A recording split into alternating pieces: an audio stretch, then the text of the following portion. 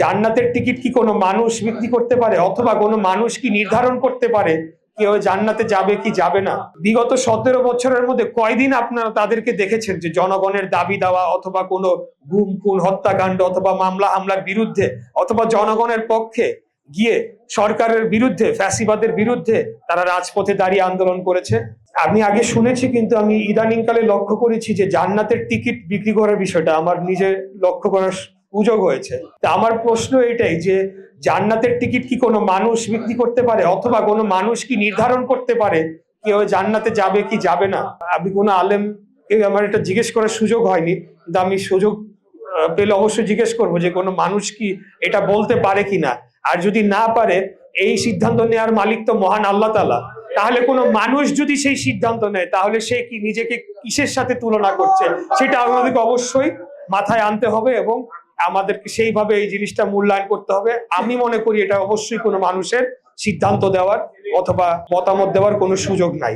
যে বিগত 17 বছরের আন্দোলন, এই যে লড়াই, এই সংগ্রামটা ছিল কোনোভাবেই কিন্তু ক্ষমতায় যাওয়ার জন্য নয় বা ক্ষমতার লোভে নয়।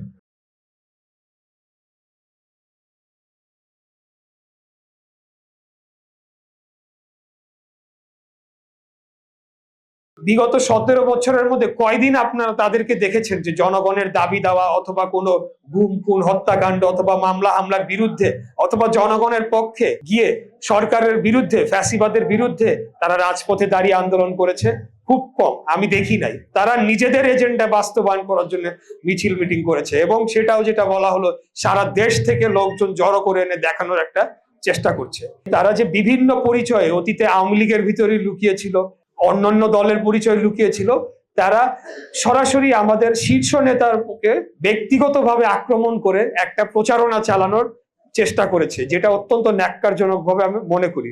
এবং আমাদের মধ্যে যে একটা সৌহার্দ্যপূর্ণ পরিবেশ বজায় রয়েছে সেটিকে তারা বিনষ্ট করছে। তাই আপনাদের মাধ্যমে আমি সকলের প্রতি আহ্বান জানাতে চাই যে আমরা আর এই যে জাতিকে বিভক্ত করে সার্বক্ষণিক একটা নিজেদের মধ্যে দ্বন্দ্ব ফ্যাসাদ যে তৈরি করা হয়েছিল, যেটা বিগত আমলে করা হয়েছিল, সেটার আমরা পুনরাবৃত্তি দেখতে চাই না। আমরা চাই নির্বাচনটা আমাদের জন্য অত্যন্ত গুরুত্বপূর্ণ।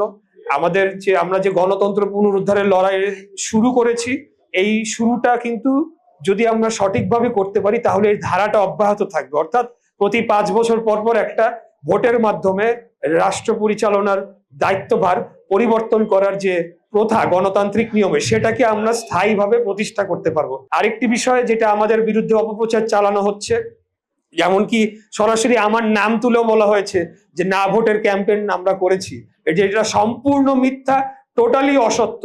আমরা সবার আগে যখন জুলাই সনদ সাইন করা হলো অক্টোবর মাসে জাতীয় সংসদের সামনে, আমাদের মহাসচিব উনি নিজে গিয়ে সেটা সই স্বাক্ষর করে এসেছিলেন।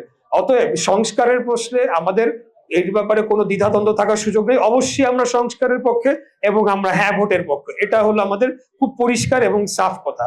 আমরা এটা একটা মীমাংসিত বিষয়, এটা নিয়ে নতুন করে বিতর্ক তোলার সুযোগ নাই।